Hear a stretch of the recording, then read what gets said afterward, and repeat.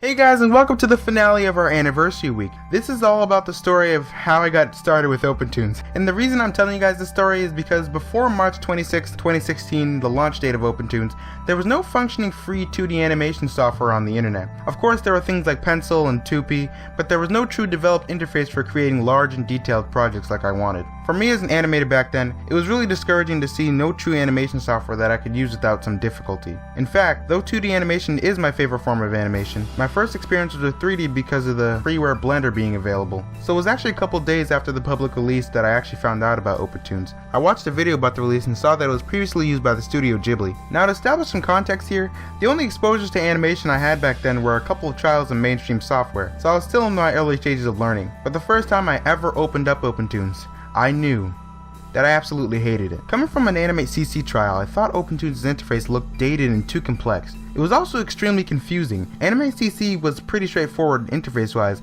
but Opentoonz gave no direction whatsoever as to how it worked. Part of the reason I make tutorials is to help those just as confused as I was. There were little to no tutorials back then, and the Toonz manual was entirely in Japanese. So it was actually a while until I came to use Opentoonz as much as I do now. I actually started using it frequently when they came out with the Save All feature. Before that, you had to save all your levels, palettes, and scenes separately, which was a pain. So I started my first real project, which was based on the game Spiral Knights. At the time, I had a series playing the game when I was really deeply inspired by it. During the making of that project was the time I really got used to the interface of Opentoonz and its functionality, and there lied my initial love for Opentoonz. Going through the hardships and adjusting my art style to fit Opentoonz workflow really sealed the deal between us. So after many small and some larger projects, I came to know Opentoonz like the back of my hand. I'm finally able to make quality animation without breaking the bank with software.